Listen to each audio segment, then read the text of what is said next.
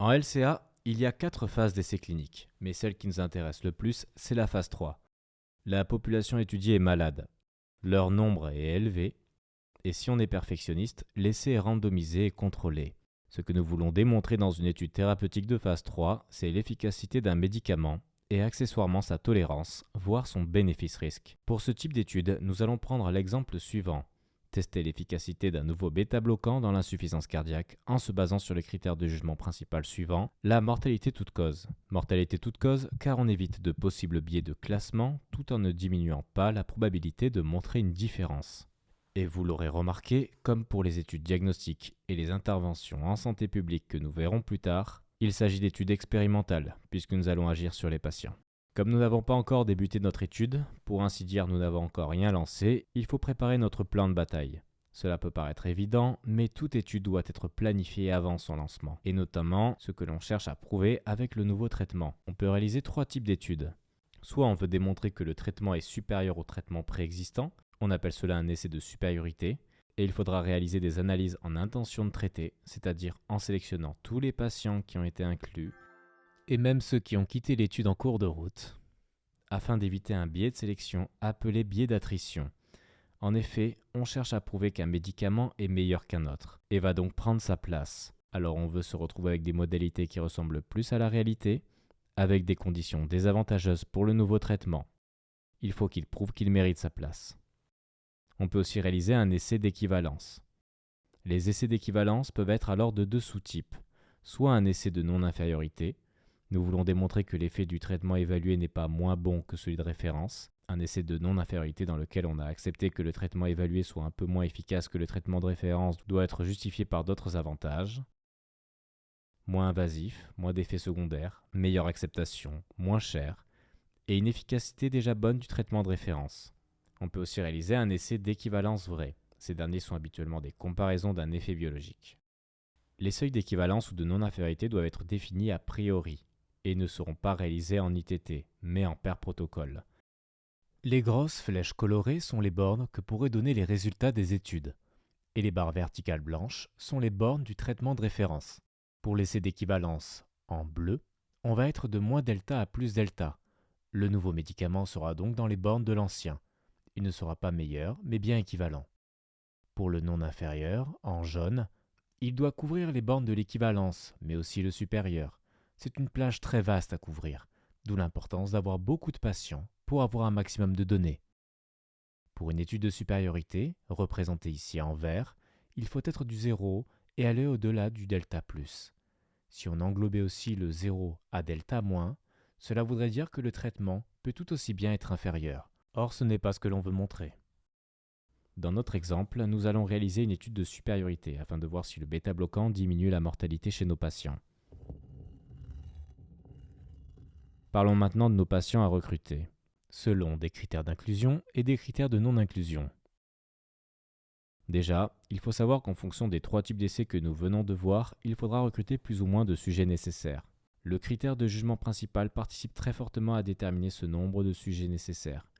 Ainsi, une étude de non-infériorité demandera le plus de patients, une étude de supériorité un peu moins, et enfin une étude d'équivalence nécessitera le moins de patients à inclure. Puisque nous sommes dans des essais cliniques de phase 3, nous aurons forcément besoin d'un groupe contrôle, qui prendra le placebo ou le traitement de référence s'il en existe un, permettra ainsi de minimiser les biais de confusion.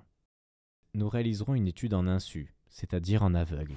Simple aveugle, le patient ne saura pas s'il reçoit le nouveau traitement ou le placebo. Double aveugle, les médecins non plus. Et triple aveugle, le statisticien non plus. À ce stade-là, l'évaluation du critère de jugement principal sera donc en aveugle. Cela permettra d'éviter d'avoir des biais de classement. Donc pas de biais de suivi, aussi appelés biais de performance, car les groupes resteront comparables.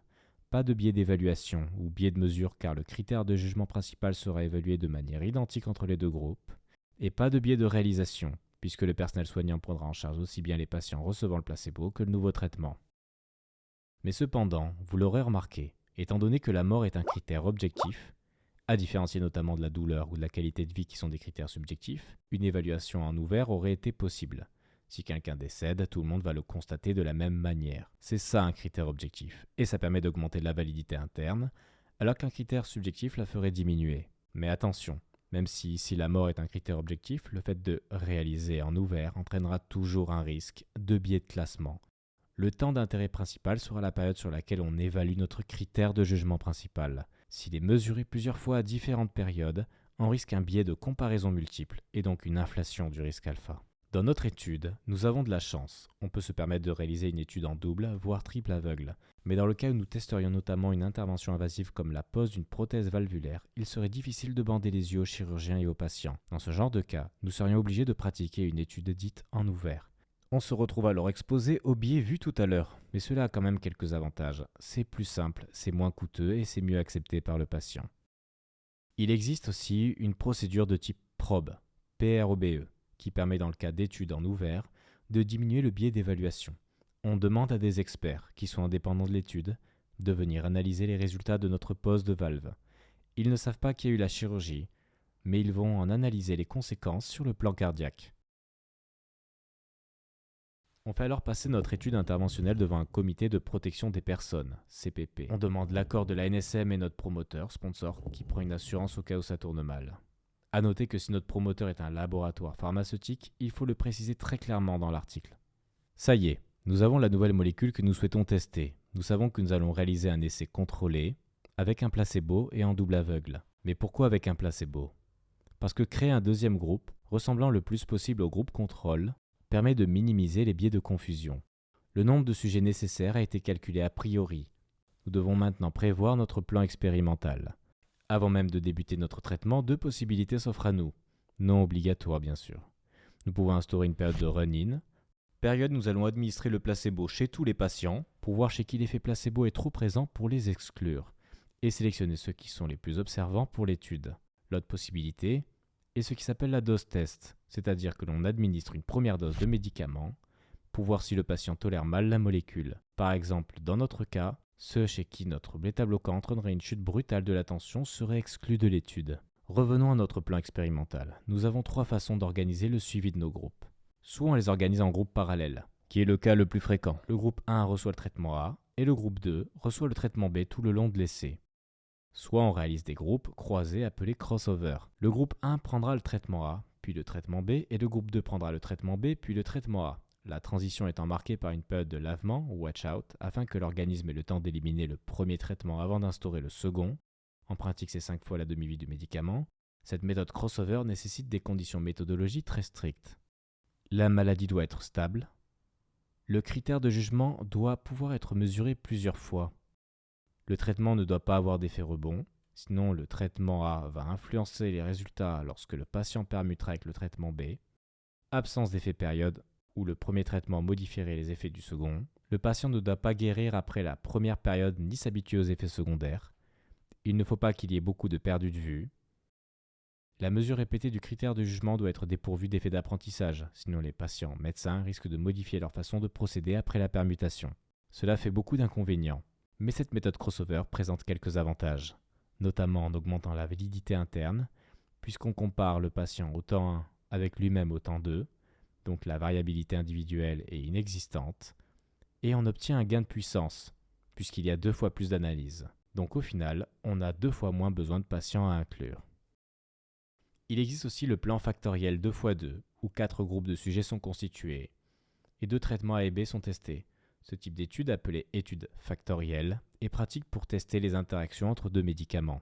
Mais pour notre étude sur le bêta-bloquant, nous choisirons le plan en groupe parallèle qui est mieux adapté. Nous devons maintenant répartir par tirage au sort nos patients pour les répartir soit dans le groupe A, soit dans le groupe B. C'est la randomisation. Grâce à elle, on équilibrera les facteurs de confusion aléatoirement. Plus elle sera faite tardivement et proche de l'expérimentation, et plus elle sera de bonne qualité. Elle ne permet pas de comparer les groupes durant toute la durée de l'étude, mais seulement initialement. En pratique, c'est simple. L'ordinateur va anonymiser les patients en les renommant avec des numéros et va générer 2 listes. Il va répartir les patients dans ces listes de manière aléatoire. Cette étape, très rigoureuse, assure l'assignation secrète. Selon que l'on est en simple, en double ou en triple aveugle, aucun humain ne doit savoir ce que le logiciel a calculé. Et ce logiciel est impartial. Il ne favorisera pas tel ou tel patient. Il suivra les règles de tirage au sort qu'on lui a imposées. C'est sur ce principe même que repose la définition de clause d'ambivalence. La randomisation est le meilleur moyen d'avoir des groupes initiaux comparables, qui seront renseignés dans le tableau 1, tableau obligatoire à toute étude. Un tableau 1 où les deux colonnes du tableau seront similaires sera en faveur d'une bonne validité interne. Un tableau 1 où les valeurs sont plutôt représentatives de la population cible sera en faveur d'une bonne validité externe. La randomisation permet de lutter contre certains biais, les biais de recrutement, qui sont des biais de sélection, et les biais de confusion, à condition que la randomisation soit stratifiée. Nous allons revoir cette notion juste après. Donc ce qu'il faut retenir avec les biais, c'est que si on bâcle la réalisation de notre étude, on va en avoir beaucoup. Par contre, si on fait du travail propre, on peut les diminuer, voire en avoir aucun. On pourra toujours mener une vraie guerre contre les biais. Mais il y a un ennemi qu'on ne peut pas vaincre, et c'est le hasard. Lui, il sera toujours présent quoi que l'on fasse. Et le problème avec lui, c'est que lors du processus de randomisation, il se peut que les groupes soient déséquilibrés à cause de lui. Ce petit vice-là génère des fluctuations d'échantillonnage. On ne peut pas vraiment lutter contre, hormis notamment en augmentant le nombre de sujets nécessaires à l'étude. Mais parfois, on n'a pas assez d'argent. Donc pour en revenir au tableau 1, nous pouvons déterminer si les groupes sont déséquilibrés ou non à vue d'œil. Pas besoin de réaliser de tests statistiques qui risqueraient une inflation du risque alpha. A noter que si c'est le groupe contrôle qui est défavorisé à cause d'un déséquilibre, on risque un biais de sélection majeur, puisqu'on ne pourra jamais savoir si c'est le nouveau traitement qui améliore le groupe testé ou la présence du facteur de confusion potentiel qui aggrave le groupe contrôle. Il existe différentes options de randomisation. Globalement, qu'est-ce que c'est ? 3 options activables ou non sur le logiciel et les voici.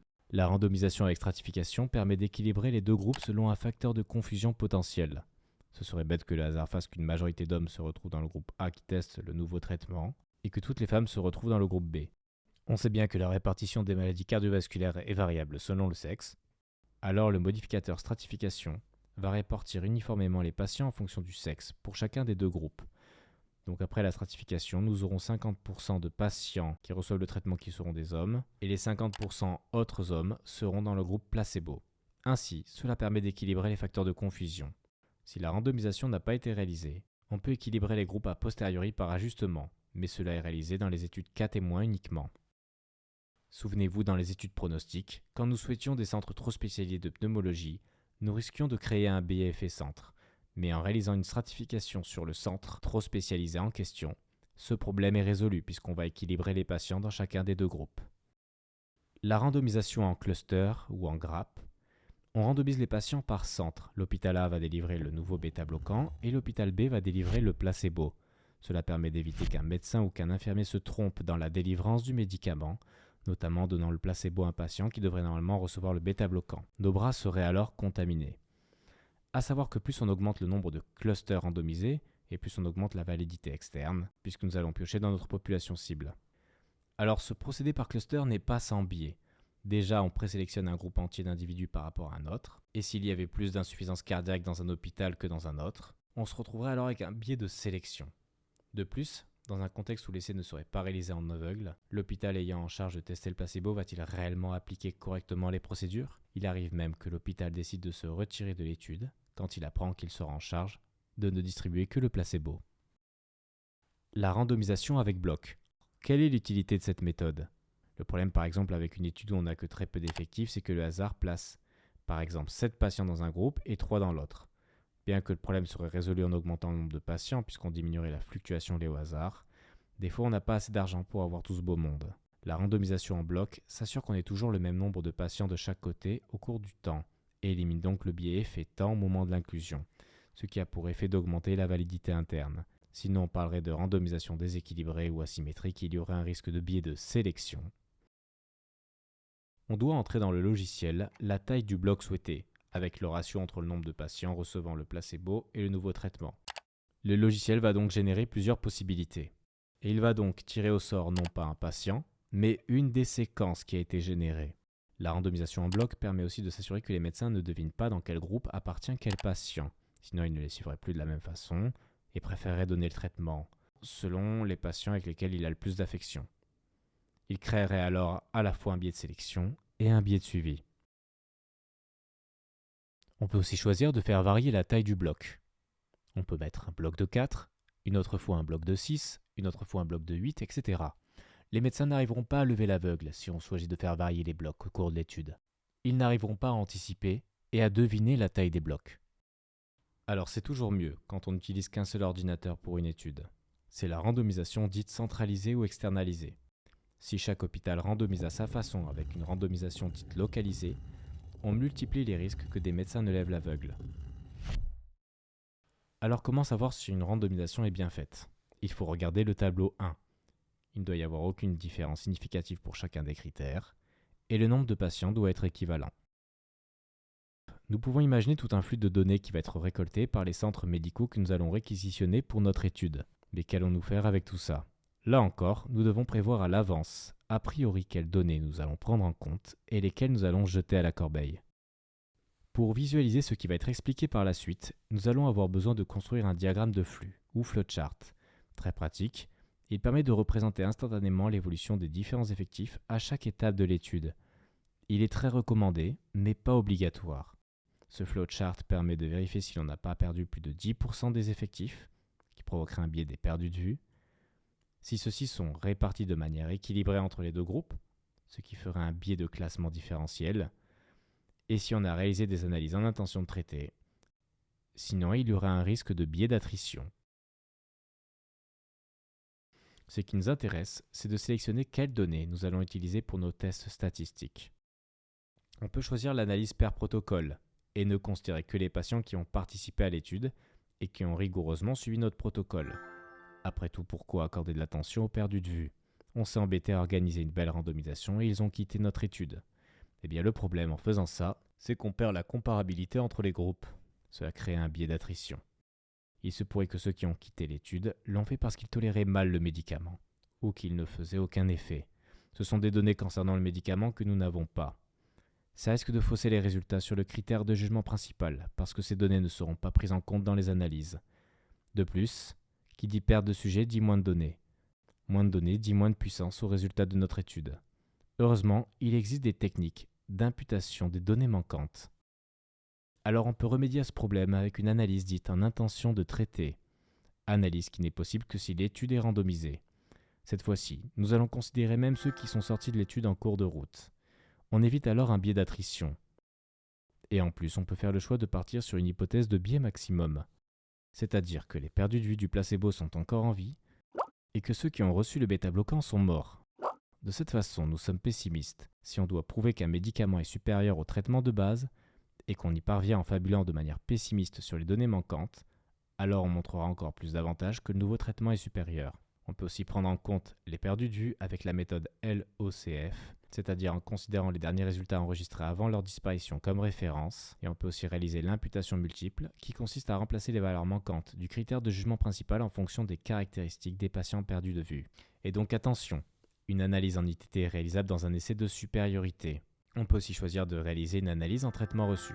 Concrètement, on s'intéresse aux patients qui ont pris le traitement, qu'ils soient dans le bon ou le mauvais groupe. Mais on ne s'intéresse plus aux perdus de vue. C'est bien beau d'attendre la fin d'une étude pour en tirer des conclusions, mais s'il s'avérait que le bêta-bloquant entraînait des effets indésirables graves comme la mort par exemple, on ne peut pas attendre pour mettre fin à l'étude. Il existe donc des analyses intermédiaires sur des données partielles pour interrompre le traitement en cas de besoin. Ne pas les avoir réalisées peut prendre une dimension pénale. Les 6 objectifs de ces analyses sont les suivants. On peut donc arrêter le traitement et le commercialiser s'il est prouvé rapidement efficace. On ne va pas attendre que les patients meurent d'insuffisance cardiaque si on se rend compte que le bêta-bloquant peut les sauver. Arrêt pour toxicité. Arrêt parce que les résultats sont décevants. On sait que l'étude ne servira à rien au vu des premiers résultats. S'assurer que l'essai est de qualité et que la randomisation a bien été effectuée. Même si, attention, en pratique, on choisit de faire cette estimation à vue d'œil via le tableau 1. En effet, rajouter une p-value à un tableau 1 n'est pas nécessaire, puisqu'on se contente de vérifier que ce soit pertinent cliniquement uniquement. Vérifier le taux d'inclusion, afin de s'assurer que l'essai se réalisera dans un délai acceptable. Si on se rend compte qu'au rythme des données recueillies on en a pour 100 ans, on ne modifie pas le plan expérimental de l'étude en cours de route, on arrête celle-ci et on en recommence une autre. S'assurer que les données des patients concordent avec la population cible de l'essai.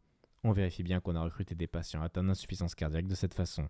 On ne réalisera ces études intermédiaires que si elles ont été prévues a priori et que le risque alpha a été ajusté en le diminuant, notamment par la méthode de Born-Ferroni. Il pourrait être intéressant de prévoir a priori des analyses en sous-groupes, c'est-à-dire de vérifier si le bêta-bloquant est plus efficace sur une sous-population ou non. Par exemple, est-il plus efficace chez un patient au stade NYHA3 ou au stade NYHA4 par rapport à la population de l'étude dans sa globalité? Bien sûr, on ne peut pas porter de conclusion dessus, puisque toute la randomisation et le nombre de sujets à inclure a été prévu pour le critère de jugement principal uniquement. Mais si, Après application de tests statistiques d'homogénéité, la p-value est inférieure au risque alpha, cela sous-entendrait qu'il y a peut-être quelque chose à prouver avec ces données. C'est une porte ouverte vers la réalisation d'autres études à souligner lors de la discussion. Le diagramme de Forest réalisé a posteriori montre que pour le groupe NYHA3, la médiane se trouve à 0,6. De plus, l'intervalle de confiance ne comprend pas 1, puisque c'est un rapport. Donc le bêta-bloquant pourrait bien se montrer plus efficace sur les patients du stade NYHA3. Cela mériterait une étude pour le prouver. Pour une meilleure validité interne, il vaut mieux que ces analyses aient été réalisées a priori. Ce qui prouve qu'elles ont bien été réalisées a priori, c'est que les sous-groupes ont été désignés lors de la randomisation avec stratification. Par exemple, nous avons imaginé stratifier en fonction du sexe. Et bien si le diagramme de Forest de l'analyse en sous-groupe contient les hommes et les femmes, c'est bien que ça a été prévu avant de commencer l'étude. Alors c'est quoi le risque de réaliser un test d'homogénéité ou d'ailleurs tout autre test sur des analyses en sous-groupe? Eh bien cela va provoquer une augmentation du risque alpha. On peut cependant limiter cette inflation par la méthode de Bonferroni, qui est la plus simple, ou la méthode de O'Brien et Fleming. La méthode de Bonferroni consiste à diminuer le risque alpha par le nombre de tests que l'on va réaliser. De cette façon, si on réalise 5 tests, à chaque calcul, le risque alpha va augmenter. Mais comme on a abaissé la valeur de base, on se retrouvera à la fin avec un risque alpha moins grand que si on avait commencé avec un risque alpha déjà élevé. Réaliser 5 tests pour un risque alpha de 0,05, c'est 22% de risque de conclure à tort. Mais réaliser un test pour un risque alpha initial de 0,01%, c'est 5% de risque de conclure à tort.